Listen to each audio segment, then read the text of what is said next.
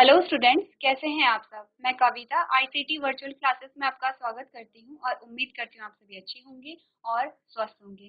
तो क्लास हम कर रहे थे चैप्टर नंबर 12 के क्वेश्चन आंसर्स को। हमने ये जो चैप्टर है वो कंप्लीट कर लिया था। इसमें हमने मिनरल्स न्यूट्रिशन के बारे में पढ़ा था। अब हम इस चैप्टर से रिलेटेड क्वेश्चन आंसर्स को सॉल्व कर रहे थे, जिसमें कुछ क्वेश्चंस को हमने प्रीवियस लेक्चर में सॉल्व किया है और कुछ क्वेश्चंस को आज हम यहाँ पे सॉल्व करेंगे। तो आइए स्टार्ट करते हैं।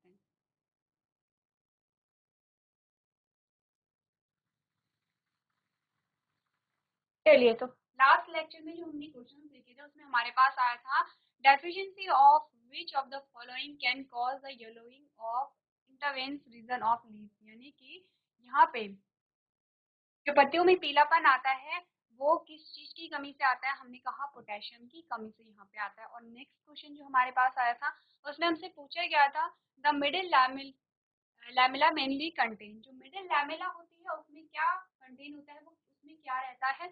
ऑप्शन में हमारे पास था सोडियम, मैग्नीशियम, पोटेशियम और कैल्शियम। आंसर हमारा क्या आया था, हमने कहा था कि जो मिडिल लैमेला होता है उसमें क्या होता है, कैल्शियम वहाँ पे प्रेजेंट होता है। यहाँ तक की बात हम कर चुके हैं। इसके आगे के जो क्वेश्चन हैं वो हम आज प्रैक्टिस करेंगे। चलिए, तो हमारे पास जो नेक्स्ट क्वेश्चन आता है दैट इज क्वेश्चन नंबर 13 और उसमें हमसे पूछा गया है function of lag hemoglobin during biological nitrogen fixation in root nodules of a legumes is 2। हमें पहले क्वेश्चन को जब पढ़ना है तो हमें उसमें जो भी इंफॉर्मेशन हमें दी गई है वो हमें देखनी है। क्या हमें बताया गया है, हमें जो लैग हीमोग्लोबिन है उसका फंक्शन पूछा गया है और कब, बायोलॉजिकल नाइट्रोजन फिक्सेशन में। और कहाँ पे बात की गई है, रूट नोड्यूल्स में। रूट नोड्यूल्स में और किसके, लेग्यूम्स के। यानी हमें क्वेश्चन क्या बता रहा है, क्वेश्चन बायोलॉजिकल नाइट्रोजन फिक्सेशन की बात कर रहा है और उसमें हमसे पूछा गया है जो रूट नोड्यूल्स होती हैं उसमें जब बायोलॉजिकल नाइट्रोजन फिक्सेशन होता है। देखिए, जब रूट नोड्यूल्स में बायोलॉजिकल नाइट्रोजन फिक्सेशन की बात आती है तो हमें क्या याद रखना है, यहाँ पे सिम्बायोटिक रिलेशनशिप हो रहा होगा। क्योंकि रूट नोड्यूल्स में क्या होगा, यहाँ पे जो माइक्रोब होंगे और जो रूट होगी वो एक दूसरे के साथ सिम्बायोटिक रिलेशनशिप में यहाँ पे रहेंगी। क्या होता है सिम्बायोटिक रिलेशनशिप या फिर सहजीवी संबंध। हमने कहा कि दो अलग अलग स्पीशीज के यहाँ पे जो जीव हैं वो क्या होंगे, एक दूसरे के साथ एक ऐसे रिलेशनशिप में रहते हैं जिसमें वो एक दूसरे को बेनिफिट देते हैं, एक दूसरे को क्या करते हैं, हेल्प करते हैं और दोनों ही वहां से क्या आते हैं, दोनों ही एक दूसरे से लाभ प्रदान करते हैं। तो रूट नोड्यूल्स में क्या हो रहा है, नाइट्रोजन फिक्सेशन हो रहा है, यानी कि सिम्बायोटिक रिलेशनशिप यहाँ पे होगा माइक्रोब और रूट के बीच में। किसके रूट के बीच में, लेग्यूम्स की हम यहाँ पे बात कर रहे हैं। अब हमें ये बताना है कि जब बायोलॉजिकल नाइट्रोजन फिक्सेशन हो रहा था लेग्यूम्स के रूट नोड्यूल्स में तो वहां पे जो लैग हीमोग्लोबिन है उसका फंक्शन क्या है। ऑप्शन देख लेते हैं। सबसे पहला जो ऑप्शन हमारे पास कहता है protect nitrogenase from the oxygen, यानी कि जो नाइट्रोजिनेज है, नाइट्रोजिनेज क्या था, एक एंजाइम था जो कि नाइट्रोजन फिक्सेशन में वहां पे हेल्प प्रोवाइड करा रहा था। तो पहला जो ऑप्शन कह रहा है कि जो नाइट्रोजिनेज एंजाइम है उसको प्रोटेक्ट करता है ऑक्सीजन से। सेकेंड कह रहा है कि transport oxygen for nitrogenase activity, कि यहाँ पे क्या कर रहा है, जो ऑक्सीजन है उसको उसका ट्रांसपोर्ट कर रहा है किस चीज के लिए, नाइट्रोजिनेज एक्टिविटीज के लिए। थर्ड कह रहा है कन्वर्ट अमोनियम इनटू नाइट्रेट, यानी कि अमोनियम को नाइट्रेट में कन्वर्ट कर रहा है।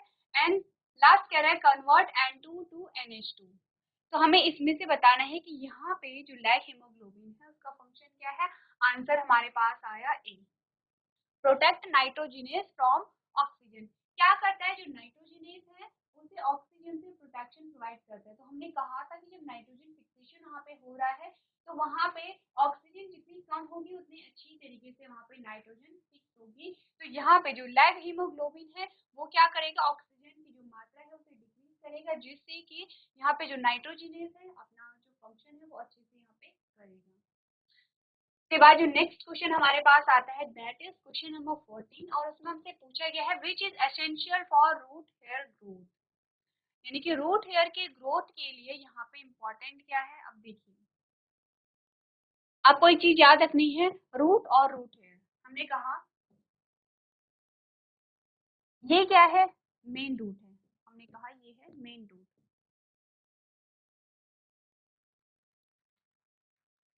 और यहाँ पे कुछ ऐसे थ्रेड लाइक स्ट्रक्चर होते हैं, यानी कि बहुत पतली बाल-नुमा संरचना होती है, और इस बाल-नुमा संरचना को ही हम क्या कहते हैं? रूट हेयर कहते हैं।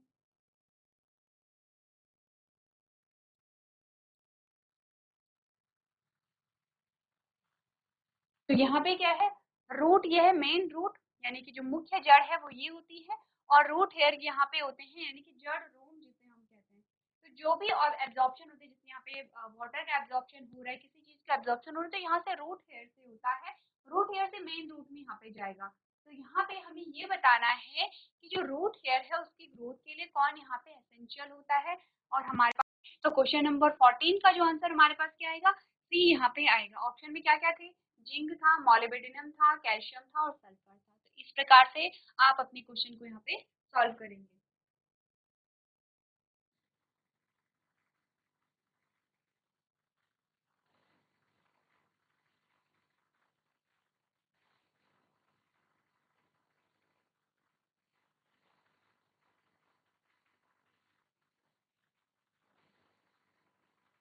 चलिए, इसके बाद जो नेक्स्ट हमारे पास क्वेश्चन आता है, उसमें हमसे पूछा गया है,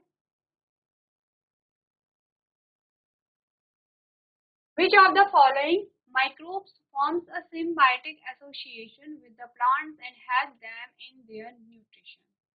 देखिए, अब हमें किसके बारे में पूछा गया है? हमारे पास आ गया है सिम्बायोटिक एसोसिएशन। सिम्बायोटिक एसोसिएशन को अभी हमने कुछ देर पहले जाना कि क्या होता है सिम्बायोटिक रिलेशनशिप में, कि दोनों ही अलग अलग स्पीशीज, अलग अलग जाति के जो जीव होते हैं एक दूसरे को क्या करते हैं? सहायता प्रदान करते हैं। तो यहाँ पे हमें बताना है कि वो कौन सा यहाँ पे क्या है, कौन सा माइक्रोब है जो कि प्लांट के साथ एक सहजीवी संबंध बनाता है। ऑप्शन ए है एस्परजिलस, सेकेंड है ट्राइकोडर्मा, थर्ड है ग्लोमस और लास्ट है एजोटोबैक्टर। तो हमारे पास जो आंसर आएगा वो है आंसर सी यहाँ पे, यानी कि जो ग्लोमस होता है वो क्या करता है? प्लांट के साथ सिम्बायोटिक रिलेशनशिप यहाँ पे बनाता है। तो यानी क्वेश्चन नंबर 15 का आंसर क्या होगा? यहाँ पे सी होगा। और उसके बाद जो नेक्स्ट हमारे पास क्वेश्चन पूछा गया है उसमें हमसे कहा गया है which one of the following is a wrong statement. हमें इसमें क्या बतानी कि गलत स्टेटमेंट क्या है। क्वेश्चन को आप लोग ध्यान से पढ़ेंगे कि आपको क्वेश्चन में पूछा क्या गया है, तो आपको यहाँ पे रॉन्ग स्टेटमेंट बतानी है। सबसे पहला जो ऑप्शन कह रहा है green house effect is a natural phenomena, यानी कि जो ग्रीन हाउस इफेक्ट है, ग्रीन हाउस प्रभाव है, वो एक नेचुरल फिनोमिना है। सेकंड कह रहा है eutrophication is a natural phenomenon in a fresh water bodies. तो यूट्रॉपिकेशन में क्या होता है यहाँ पे, जिसे हम क्या कहते हैं? सुपोषण कहते हैं। ये क्या है? एक नेचुरल यहाँ पे फिनोमेना है। सी कह रहा है कि most of the forest have been lost in a tropical areas. ये जो ट्रॉपिकल एरियाज होते हैं, बहुत से जंगल उसमें क्या होते हैं? खो जाते हैं। और लास्ट कह रहा है ozone in upper part of the atmosphere is harmful to animal, यानी कि जो ओजोन होती है, जो अपर पार्ट में, जो हमारे एटमॉस्फेयर के जो अपर पार्ट में जो ओजोन लेयर होती है वो एनिमल के लिए हार्मफुल है। तो हमें, चलिए आपको और ऑप्शन नहीं भी पता होंगे, लेकिन जब आप बात करेंगे यहाँ पे ऑप्शन नंबर डी की, तो क्या बता रहे हैं कि जो ओजोन लेयर होती है वो हमारे लिए हार्मफुल है। जबकि हमने क्या कहा था? जबकि हम बचपन से पढ़ते हुए आ रहे हैं कि जो ओजोन लेयर होती है वो हमारे लिए एक सुरक्षात्मक कवच की तरह कार्य करती है। किस प्रकार से करती है? हमने कहा था कि सूर्य से क्या होते हैं? कुछ हार्मफुल रेडिएशन निकलती है, इतनी तेज रेडिएशन, इतनी तीव्र गति से निकलती हैं कि वो हमारी बॉडी पे अगर डायरेक्टली पड़ेंगी तो हमारी बॉडी जल भी सकती है, कैंसर कॉज हो सकता है और बहुत सारी त्वचा संबंधी बीमारियां हो सकती हैं। तो ये जो रेडिएशन होती है जिसे हम यूवी रेडिएशन कहते हैं, तो इसे पृथ्वी पर आने से कौन रोक रहा है? यहाँ पे ओजोन लेयर रोक रही है। अगर ओजोन लेयर नहीं होगी तो ये सारे के सारे रेडिएशन पृथ्वी पर आएंगी, और यहाँ पे धीरे धीरे करके जो जनजाति होगी उससे क्या होगा? नुकसान पहुंचेगा। तो हमने क्या समझा? हमने समझा ओजोन लेयर हमें सुरक्षा प्रदान कर रही है, इसीलिए हमारा जो आंसर यहाँ पे क्या होगा? आंसर हमारा जो डी है वो गलत होगा, क्योंकि ओजोन हमें सुरक्षा प्रदान कर रही है। और यहाँ पे हमें क्या बताया गया है कि ये एनिमल के लिए हार्मफुल है, जबकि ये एनिमल के लिए क्या है?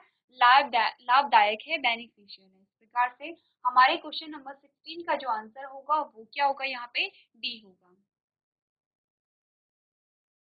चलिए, इसके बाद जो नेक्स्ट क्वेश्चन हमारे पास आता है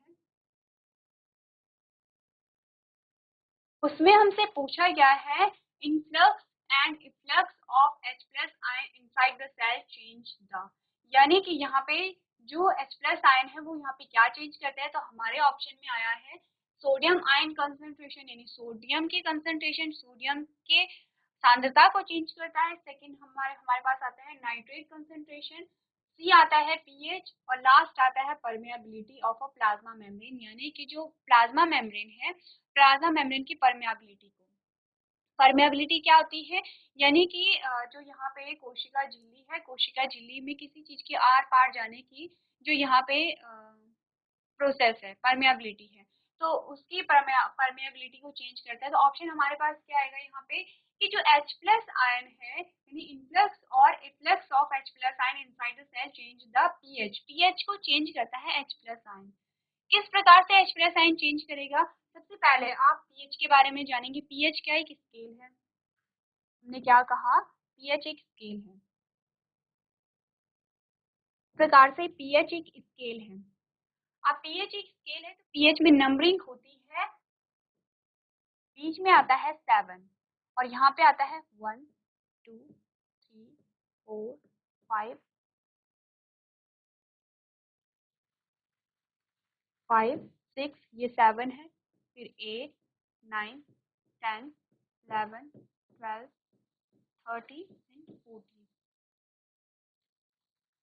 तो यहाँ पे क्या है, एक स्केल आता है हमारे पास, पीएच एक स्केल है। स्केल में क्या आती है, नंबरिंग होती है 1 से लेके 14 तक।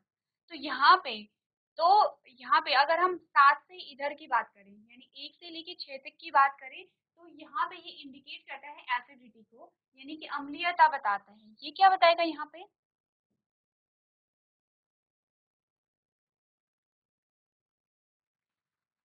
अम्लीय गुण को बताता है।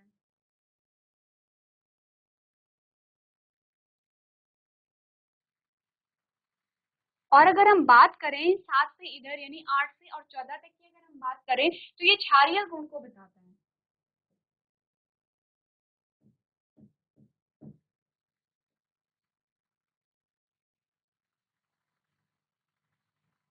तो यहाँ पे हमें क्या बताया है, हमने कहा पीएच एक स्केल होता है जिसकी नंबरिंग 1 से लेके 14 तक होती है, और 1 से लेके 6 तक का जो नंबरिंग होती है वो अम्लीय गुण को प्रदर्शित करती है, और 8 से लेके 14 तक की जो नंबरिंग होती है वो क्षारीय, यानी कि जो बेसिक, जो यहाँ पे एसिड और बेस है। ये क्या होता है, बेसिसिटी को बताता है, ये एसिडिटी को बताता है। हमने कहा कि जब इधर को अगर हम बढ़ेंगे, इधर को अगर हम बढ़ रहे हैं, तो जितनी हम इधर को बढ़ेंगे, यहाँ पे जो अम्लीय गुण है उतना अधिक होगा, यानी नंबर जितने कम होंगे उतना ही अधिक क्या होगा, यहाँ पे अम्लीय गुण प्रदर्शित होगा। सबसे ज्यादा अम्लीय 1 नंबर पे होगा, और सबसे कम जो अम्लीय होगा वो 6 नंबर पे होगा। यहाँ तक की बात क्लियर है। और अगर हम बात करें यहाँ पे क्षारीय गुण की, तो हमने कहा जैसे जैसे नंबर बढ़ते चले जाएंगे वैसे वैसे यहाँ पे क्षारीय गुण भी बढ़ता चला जाएगा। तो इजी है, क्षारीय गुण को हम पता लगा सकते हैं कि जैसे जैसे यहाँ पे आगे को बढ़ रहे हैं वैसे वैसे क्षारीय गुण बढ़ रहा है। लेकिन आपको अम्लीय गुण ध्यान में रखना है कि अम्लीय गुण 7 से जैसे जैसे आप पीछे को चलते चले जाएंगे वैसे वैसे यहाँ पे क्या होगा, जो अम्लीय गुण है वो बढ़ेगा। तो सबसे ज्यादा अम्लीय गुण किसमें पाया जाता है, जो नंबर 1 पे होगा, और सबसे कम जो अम्लीय गुण पाया जाएगा वो 6 में होगा। अब बात आती है 7 की, तो 7 यहाँ पे क्या होगा, ये जो नंबर होता है 7, ये क्या हमें बताता है, ये होता है उदासीन।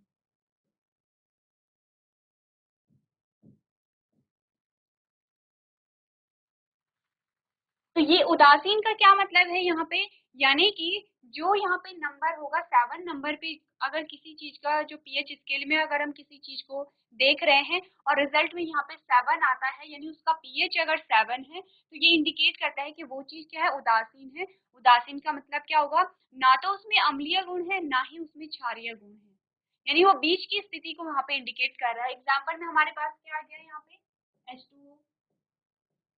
हमने क्या कहा, जल क्या है, उदासीन है। जल का क्या है, पीएच कितना होता है यहाँ पे, जल का पीएच यहाँ पे 7 होता है।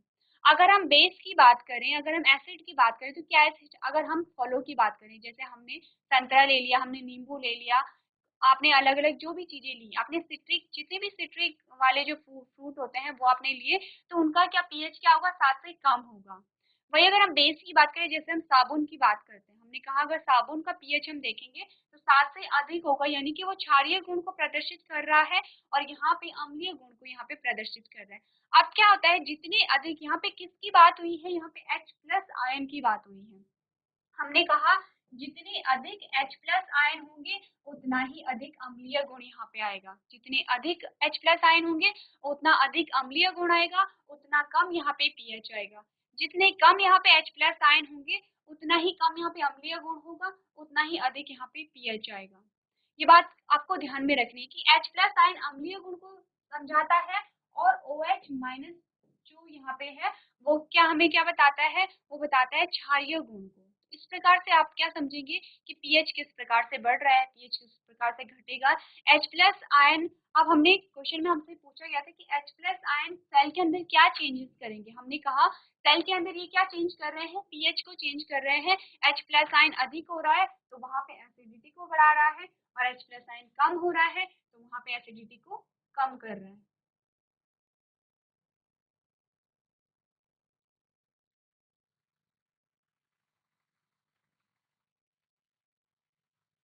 चलिए इसके बाद जो सेकंड हमारे पास क्वेश्चन आता है उसमें हमसे पूछा गया है विच of the following is not essential element.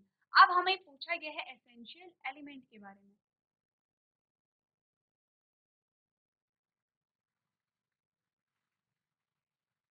Essential element क्या होते हैं, वो एलिमेंट की जो कि प्लांट जो पौधा होता है उसकी वृद्धि के लिए बहुत अधिक आवश्यक होते हैं। और आवश्यक हमने कुछ क्राइटेरिया देखे थे। हमने कहा था कि हम एसेंशियल एलिमेंट किन्हीं कह रहे हैं, कुछ क्राइटेरिया हमने देखा था जिसमें हमने सबसे इंपॉर्टेंट क्राइटेरिया क्या देखा था। हमने एक तो हमें ये पता है कि जो एलिमेंट है उसका एक निश्चित क्या होना चाहिए, कार्य होना चाहिए प्लांट में, पौधे में। जो मेटाबॉलिक एक्टिविटीज होती हैं उसमें उसका डायरेक्ट इन्वॉल्वमेंट होना चाहिए, उसकी डायरेक्ट उपस्थिति होनी चाहिए। सबसे इंपॉर्टेंट चीज हमने क्या कहा था, कोई भी एलिमेंट, कोई पोषक तत्व है वो रिप्लेसेबल नहीं होना चाहिए। रिप्लेसेबल का क्या मतलब, हमने कहा जैसे कि हमने कहा हमारे घर में हमको रोटी खानी थी, लेकिन रोटी घर में नहीं थी, घर में चावल थे, तो हमने क्या करे चावल खा लिए क्योंकि हमें भूख लगी थी। हमारी भूख शांत चावल से भी हो सकती है, सिर्फ ऐसा नहीं है कि रोटी खाने से ही हमारी भूख शांत होगी। तो यहाँ पर रोटी क्या रिप्लेस हो सकती है, यानी रोटी के स्थान पर हम कुछ और खा सकते हैं जिससे हमारी भूख शांत हो। ये होता है रिप्लेसेबल। लेकिन अगर हम बात करें किसी पोषक, हमने कहा कि हमें एनर्जी की आवश्यकता है, एनर्जी के लिए हमें कार्बोहाइड्रेट ही चाहिए। हमने कहा कि यहाँ पे क्या है, हमारे जो शरीर के वृद्धि और विकास के लिए हमें प्रोटीन की आवश्यकता है, तो प्रोटीन ही वो कार्य करेगा। कार्बोहाइड्रेट प्रोटीन आपको थोड़ा बहुत एनर्जी दे सकता है, लेकिन जितनी एनर्जी कार्बोहाइड्रेट देगा उतनी प्रोटीन यहाँ पे नहीं देगा। जैसे कि विटामिन से हम बात करते हैं, हमने कहा विटामिन ए बी सी अलग अलग कार्य है। हमने कहा विटामिन ए का अलग कार्य है, विटामिन ए की कमी से रतौंधी हो रहा है, तो विटामिन सी की कमी से स्कर्वी हो रहा है, विटामिन डी की कमी से क्या हो रहा है, रिकेट्स हो रहा है। विटामिन ए हमारे आंखों के लिए इम्पोर्टेंट है, तो विटामिन डी हमारी हड्डियों के लिए इम्पोर्टेंट है। क्या है, अलग अलग कार्य है इसका। यही चीज हमने प्लांट्स में देखा था कि जो पोषक तत्व होते हैं, जो मिनरल्स है या जो एलिमेंट है, उसका जो कार्य है वो रिप्लेसेबल नहीं होना चाहिए, यानी कि उस एलिमेंट उस पोषक तत्व की कमी कोई और पूरा नहीं कर पाए, ऐसा वो होना चाहिए, उसे ही हम एसेंशियल एलिमेंट मानेंगे। अब यदि कोई एलिमेंट है, फॉर एग्जाम्पल हमने कहा, हम कोई भी एग्जाम्पल ले लेते हैं, तो हमने कहा जिंक है। अगर जिंक नहीं भी है तो जिंक का कार्य यहाँ पे कौन कर रहा है, मैग्नीज कर रहा है। ये एक्चुअल बात नहीं है, हम सिर्फ यहाँ पे एग्जाम्पल ले रहे हैं। तो यदि अगर जिंक का कार्य मैग्नीज कर रहा है, जिंक के ना होने पे मैग्नीज अगर कार्य कर रहा है, तो जिंक को हम यहाँ पे एसेंशियल एलिमेंट नहीं मानेंगे, क्योंकि वो नहीं भी है फिर भी काम चल रहा है।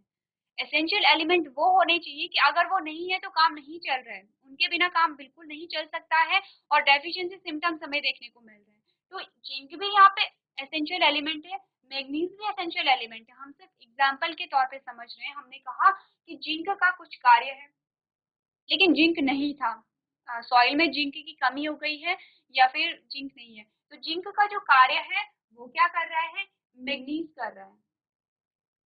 तो यहाँ पे मैग्नीज कर रहा है, अगर जिंक के ना होने पर भी काम चल रहा है, तो हम ऐसा नहीं कह सकते हैं कि जिंक बहुत इंपॉर्टेंट है, बहुत एसेंशियल है। हमने कहा ठीक है, जिंक का एक कार्य है, जिंक अगर उपस्थित होगा तो अच्छी बात है, नहीं भी उपस्थित होगा तो फिर भी काम चल रहा है, तो जिंक को इसीलिए यहाँ पे एसेंशियल एलिमेंट नहीं माना जाएगा। लेकिन हमने कहा कि अगर जिंक नहीं है तो जिंक का कार्य कोई और नहीं कर सकता है। हमने कहा जिंक का जो कार्य है वो जिंक ही करेगा, और जिंक अगर नहीं होगा यहाँ पे तो हमें डेफिशिएंसी सिम्टम्स देखने को मिलेंगे, यानी कि प्लांट्स में हमें अलग अलग प्रकार के ऐसे लक्षण दिखाई देंगे जिससे पता चलेगा कि जिंक की कमी हो गई है। तो जिंक का कार्य सिर्फ जिंक ही कर पा रहा है, कोई और नहीं कर पा रहे हैं, ऐसे एलिमेंट को हम एसेंशियल एलिमेंट मानेंगे। तो टोटल हमने जितने भी एसेंशियल एलिमेंट पढ़े थे यहाँ इस चैप्टर में, वो सारे ऐसे ही थे। वो ऐसे थे कि उनका कार्य सिर्फ वही करेंगे, उनके अलावा और कोई नहीं करेगा। तो हमें बताना है इनमें से कौन सा एसेंशियल एलिमेंट नहीं है। हमने कहा जिंक, आयोडीन, आयरन और मैग्नीज। तो आंसर हमारे पास क्या आता है? हमने कहा जो आयोडीन है, हमने कहा जो आयोडीन है वो यहाँ पे क्या है, यहाँ पे एसेंशियल नहीं है, लेकिन इसके अलावा जो तीनों हैं वो यहाँ पे एसेंशियल होते हैं। इस प्रकार से आप हर एक पॉइंट को क्लियर करते चले जाएंगे, क्या होते हैं एसेंशियल एलिमेंट, क्या क्राइटेरिया होता है एसेंशियलिटी के लिए।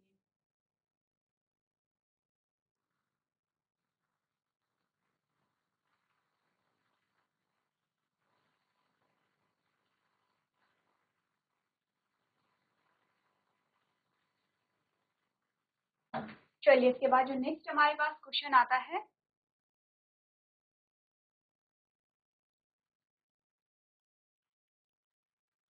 उसमें हमसे कहा गया है the ion which activate many enzymes involve in photosynthesis, respiration and nitrogen metabolism is, यानी हमें उस आयन का नाम बताना है जो एंजाइम्स को एक्टिवेट करता है, किन एंजाइम्स को, जो कहाँ होते हैं, फोटोसिंथेसिस में, रेस्पिरेशन में और नाइट्रोजन मेटाबॉलिज्म में वो प्रेजेंट होते हैं। तो हमारे पास ऑप्शन है zinc ion, magnesium ion, sodium ion and potassium ion. Answer हमारे पास आएगा यहाँ पे बी, यानी कि मैग्नीशियस जो आयन्स होते हैं वो यहाँ पे एंजाइम्स को एक्टिवेट करते हैं।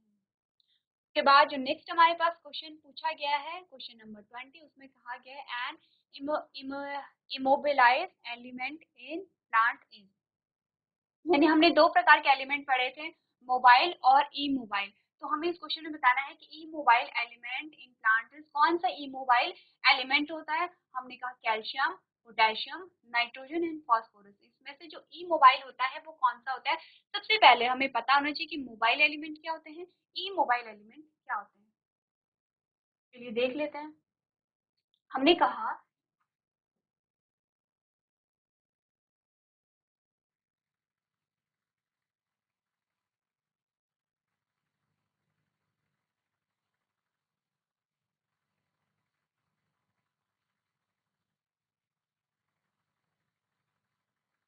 ये हमारे पास एक प्लांट है। अब प्लांट में क्या हुआ, ये जो है ये मेच्योर लीफ है, मेच्योर यानी कि ये परिपक्व है।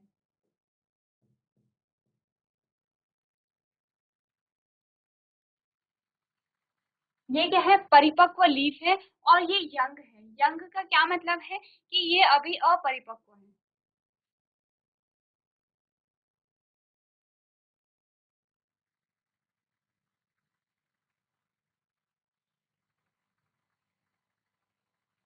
तो हमने क्या देखा, हमने कहा ये हमारे पास दो प्रकार की पत्तियां आती हैं, एक तो परिपक्व है, परिपक्व का मतलब है कि उसका अभी पूरा डेवलपमेंट हो चुका है, वो मेच्योरिटी गेन कर चुकी है। और एक छोटी सी पत्ती है जिसका भी डेवलपमेंट होना बाकी है, क्योंकि इस छोटी सी पत्ती को भी इतना बड़ा होना है तो इसकी वृद्धि अभी बाकी है। तो क्या आता है, कुछ ऐसे टाइम, कुछ ऐसी कंडीशन आती है कि यहाँ पे क्या है, रूट्स है, और मिट्टी में क्या होती है, यहाँ पे किसी एलिमेंट की कमी हो जाती है। जब किसी एलिमेंट की कमी हो गई, फॉर एग्जाम्पल यहाँ पे हो गई है पोटेशियम की कमी, तो हमने कहा किसी भी एलिमेंट की यहाँ पे कमी हो जाती है तो ये जो परिपक्व पत्ती होगी ये क्या करेगी, एलिमेंट को यहाँ पे संचित करके रखेगी, यानी कि कुछ न्यूट्रिएंट हो गया या कुछ एलिमेंट हो गए यहाँ पे संचित होंगे। तो जब यहाँ पे संचित होंगे और मिट्टी से वो एलिमेंट नहीं आ रहे हैं क्योंकि मिट्टी में उन एलिमेंट की कमी हो गई है, लेकिन यहाँ पे ये जो पत्ती है इसे क्या है, एलिमेंट की आवश्यकता है, पोषक तत्वों की आवश्यकता है, क्योंकि इसे अपनी वृद्धि करनी है। तो अपनी वृद्धि को पूरा करने के लिए क्या होगा, यहाँ पे जो एलिमेंट है, एलिमेंट यहाँ से इस मेच्योर लीफ से इस यंग लीफ में चले जाएंगे, यानी कि अब क्या होता है कि ज़्यादातर पोषक तत्वों की आवश्यकता या ज़्यादातर जो एलिमेंट की आवश्यकता होती है, पौधे के उस भाग में होती है जहाँ पे वृद्धि की आवश्यकता होती है।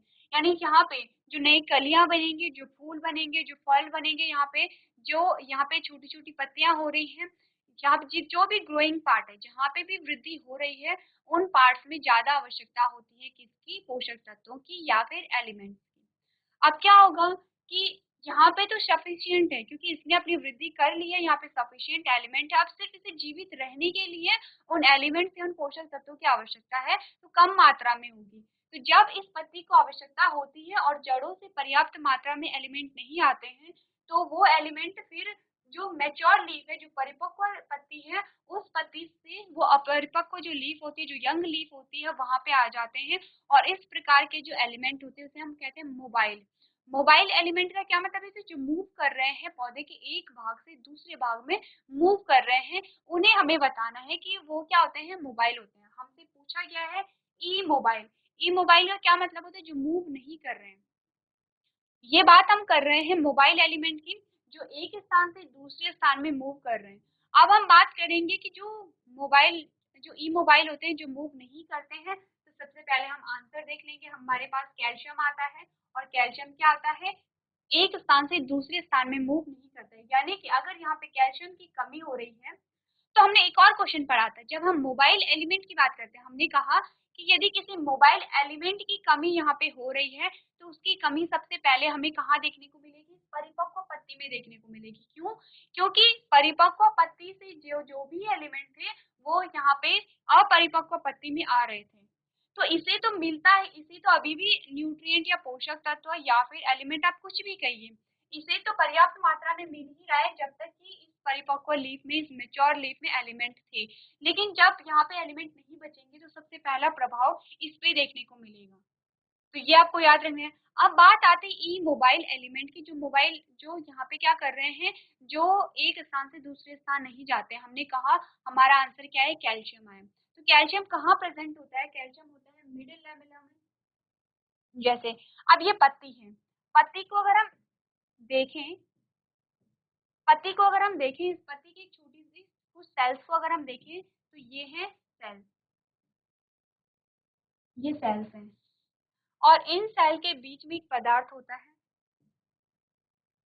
जिसे मिडिल लैमेला कहते हैं। तो कैल्शियम कहाँ पे प्रेजेंट होगा? मिडिल लैमेला में प्रेजेंट होगा। तो कैल्शियम यहाँ से हट नहीं सकते, क्योंकि अगर यहाँ से कैल्शियम हट गया, तो जो सेल्स हैं, सेल का जो अरेंजमेंट हो रखा है वो डिस्टर्ब हो जाएगा। सेल क्या है? जो यहाँ पे कैल्शियम है वो दो सेल के बीच में जो मिडिल लैमेला है, वहां पे क्या होता है? प्रेजेंट होता है। तो इसीलिए कैल्शियम क्या होता है? मोबाइल नहीं है, वो एक स्थान से दूसरे स्थान नहीं जा सकता है। तो अगर यहाँ पे कैल्शियम की कमी हो जाती है, तो सबसे पहले हमें कहाँ देखने को मिलेगी? हमें यहाँ देखने को मिलेगी। क्योंकि अगर परिपक्व पत्ती की बात करें, अगर मेच्योर लीफ की बात करें, तो इसके पास अभी है कैल्शियम, अभी है इसके पास, तो ये अपना काम चला लेता है। लेकिन अधिक मात्रा की आवश्यकता किसे है? इसे है। और अगर अधिक मात्रा की आवश्यकता इसे है, अगर इसे कैल्शियम नहीं मिल रहा है, तो सबसे पहले जो हमें कैल्शियम की डेफिशिएंसी देखने को मिलेगी, कैल्शियम की कमी से होने वाले जो लक्षण हमें देखने को मिलेंगे, वो अभी यंग लीफ में मिलेंगे। तो ये चीजें भी आपको यहाँ पे क्लियर करनी जरूरी है। तो आपने क्या करना है, जब आपके पास मोबाइल एलिमेंट के बारे में आए, तो सबसे पहले आपको एग्जांपल याद रखने हैं, और आप डायग्रामेटिक वे में फिर समझाएंगे उसे।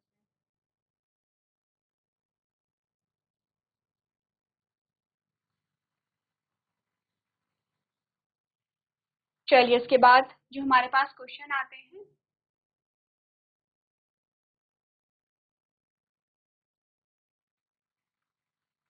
उसमें हमसे पूछा गया है D nitrification is carried out by, यानी कि डी नाइट्रिफिकेशन है वो किसके द्वारा कैरिड होता है? ऑप्शन ए कह रहा है नाइट्रोसोमोनास के द्वारा, ऑप्शन बी कह रहा है स्यूडोमोनास के द्वारा, ऑप्शन सी कह रहा है नाइट्रोबैक्टर के द्वारा, और डी कह रहा है नाइट्रोकोकस के द्वारा। जो भी हम यहाँ पे पढ़ रहे हैं, जितने भी बैक्टीरिया के बारे में पढ़ रहे हैं, हमने नाइट्रोजन फिक्सेशन में इसकी बात की थी। तो डीनाइट्रिफिकेशन कौन कर रहा है?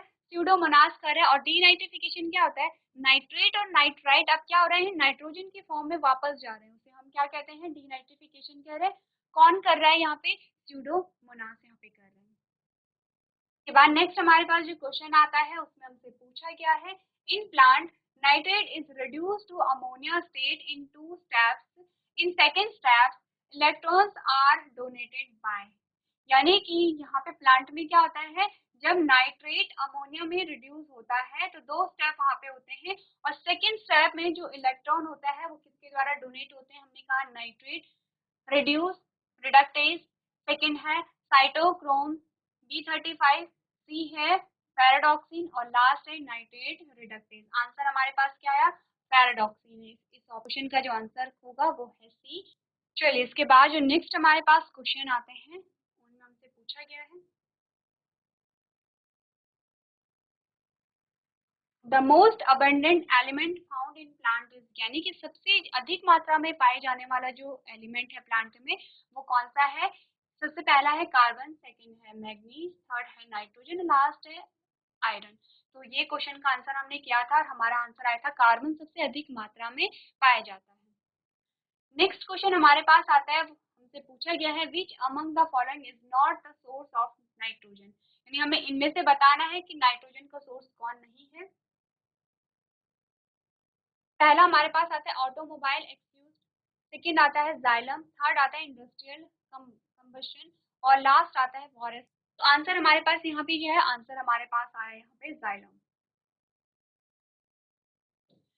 अब जाइलम का रिलेशन नाइट्रोजन से नहीं है, बल्कि जाइलम का जो रिलेशन है वो कंडक्शन से है। क्या हमने कहा था, हमने कहा था ये किसका कंडक्शन करेगा, वाटर का प्लस मिनरल का। इस प्रकार से आपका जो आंसर होगा वो होगा यहाँ पे बी।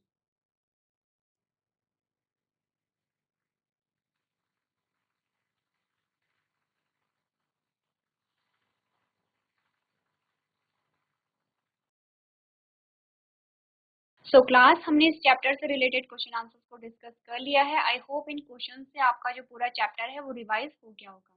तो आज के सेशन में हम इतना ही करेंगे। अभी तक क्लास में बने रहने के लिए आपका धन्यवाद।